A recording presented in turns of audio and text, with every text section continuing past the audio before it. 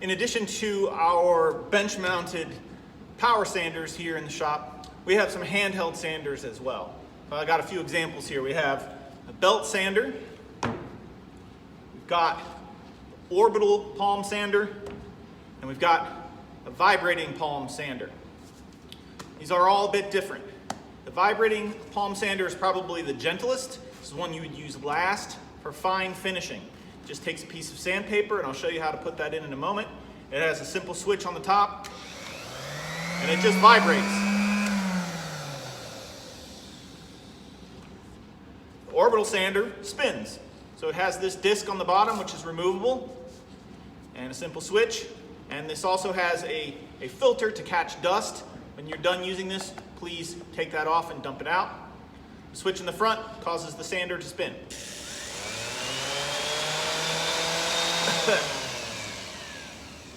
That reminds me, you might want to wear a dust mask and goggles or a face shield when you're doing some sanding. Lastly, we have the most aggressive of the three, and this is the belt sander. Very simple sanding belt, goes around and around. Now, a couple things about the belt sander. It has a simple trigger, which works when you pull it. There's no 2-button function like some of the bigger power tools.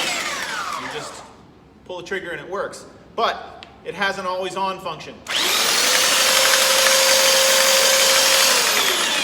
Now, the trouble with that is, if you push that without realizing it and it's stuck on, don't panic. All you have to do is pull the trigger. But don't ever set it down when it's running, because it will run off on you like a race car.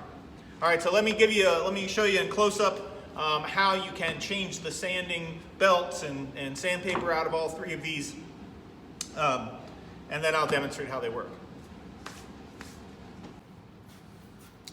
So first off, let's take a look at the belt sander. Again, got a simple trigger right there with a button on top.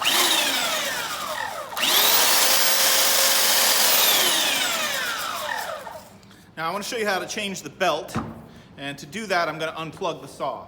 Believe it or not, you can get really hurt with a belt sander. I saw somebody have a terrible injury with one where their finger got drawn inside and we had to take it apart to get it out. It was really awful.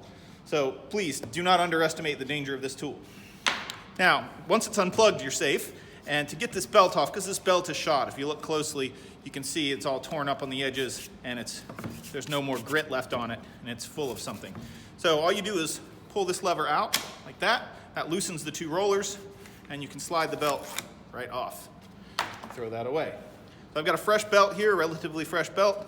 If you look inside the belt, you'll notice an arrow, a set of arrows. That tells you the direction the belt is supposed to travel, and that has to do with this seam. If you put it on going the wrong direction, that seam will start to catch and the belt will break quicker. So make sure that you put it on with the arrows going the right direction. All you do is you put it there, you slide it down in place, and then you tighten that lever again. The last thing that you would do is plug it back in before you start working and check the tracking. The tracking is, if it's tracking well, the belt will stay on and it'll stay about where it is. If it's not tracking well, the belt will start to walk either off of the sander this way, or it'll walk the other way towards this and it'll get all torn up. So let's see how we did. Looks great. All right, so now we're ready to work. One last thing I'll show you before I demonstrate how it sands is this is the dust catcher, and it just comes right off. There's a little notch and there's a little niblet right there. Put it on and you twist it in place. It just stays on. When you're done, empty that out. All right, so let's do a little sanding on this rough piece of wood here. Now, if I just laid this here and started sanding on it, it's just gonna go flying. So what I'm gonna do is I'm gonna clamp it to the table with a couple of these squeeze clamps. I'm gonna use two. If I just use one, it would just pivot immediately. So we're gonna go ahead and use two, even though that might seem like overkill. Now it's in good spot. All right, this is the board that was too short to plane on the planer. So I'm going to go ahead and use the belt sander to clean it up.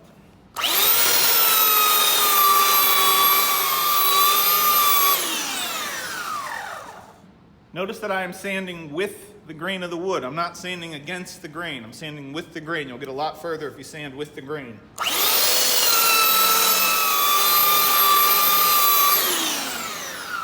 All right, that's looking pretty good. I'll take this off and show you close up the difference. Here's the rough edge, and there it is starting to smooth out. So let's take a little bit more. This time we'll use the Orbital Sander. So this is the next one up. Now changing the Orbital Sander is very easy. All you have to do is peel that right off of there because it's Velcro. And you get another one. The only trick is try to line up the holes as best you can. If you go to use one and you find that it doesn't have the right number of holes, it's not the end of the world. Just make sure that some of them are coming through because that's how the dust gets out of the sander. That's pretty good.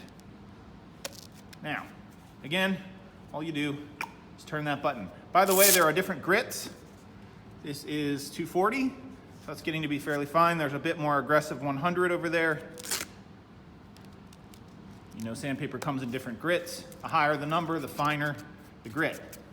And when you're doing finish work, what you want to do is work from the rough grit to the smooth grit. So you might start with an 80 or 100 grit sandpaper, and depending on what you're sanding, you might go up to, oh, I don't know, in the high hundreds. All right.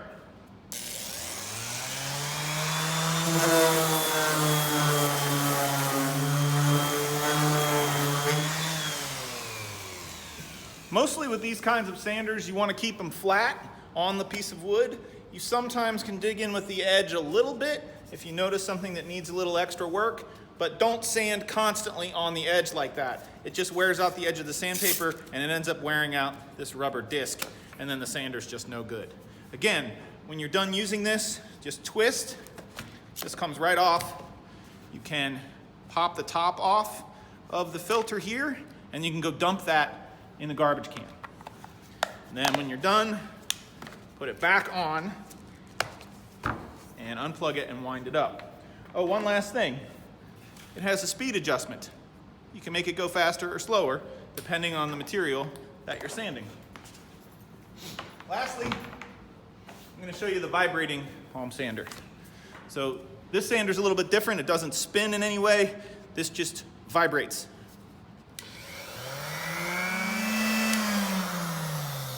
It makes your hands feel a little funny after you use it for a while. Now, to switch the paper in this one's a little trickier. Similar to the drill chuck key, this has a little key on it as well, right here.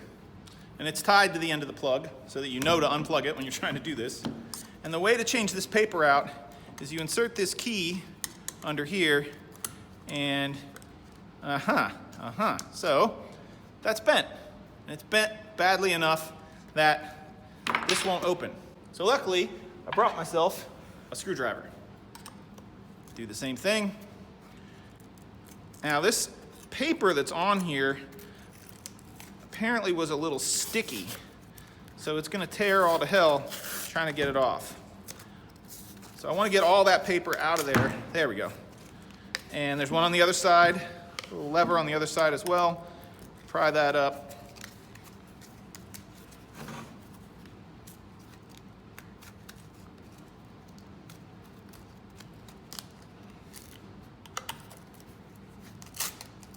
All right, what a mess.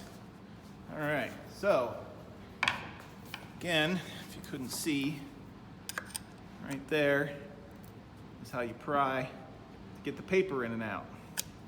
Now, this does not have pre-made paper. The other two have pre-made paper. This does not. I've got a little 100 grit sandpaper here, and looks like about half a sheet is the right width. So I can just tear this right on the edge of the table. And then I'm gonna wanna cut it to length. It's gonna be a little bit too long. I want it to be a little bit long, but I don't want it to be too long that I can't get it up underneath. So right about there. And I'll make a template for this so it's easier to do. All right, tear that on the edge of the table also.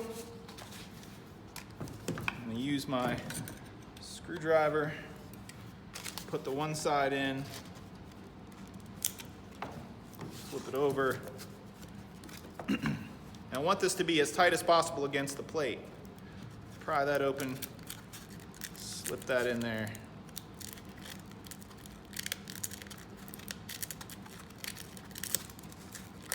And then, voila. All right, now I'm ready to use it. Plug it back in.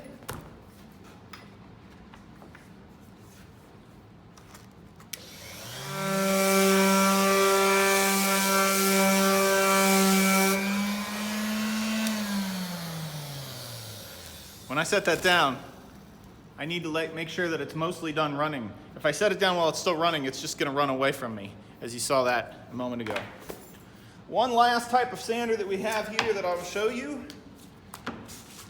is a hand sander, a sanding block. Now again, you have to make your own paper for this, so it's fine to just fold it about where you need it. You can rip it on the table edge, or if you want to go get scissors. I find it rips pretty well on the table edge. And then again, you're going to have to rip this to length. Now, the way that these work is there's this little rubber piece that you can pry open, and inside there are some nails. So you want the paper to get hooked on those nails. That's what keeps it on there, but it's still a tiny bit too long, maybe just like not even a ½ inch. So I'm going to take a little bit off there, and then watch me get this in there. So I'm going to pry that. This one's a little tricky. Pry that open, try to get it in there past the nails. Use the table. Okay, pretty straight. I push it so that it's poking through the paper on that one side. I do the same on this other side. And of course, if you need help with this when you're in the shop, bring it to me and I'll help you. All right, so now I got a hand sanding block. This is good for sanding maybe the edge real quick. If you're doing something small. So that's it. This is ways to hand sand.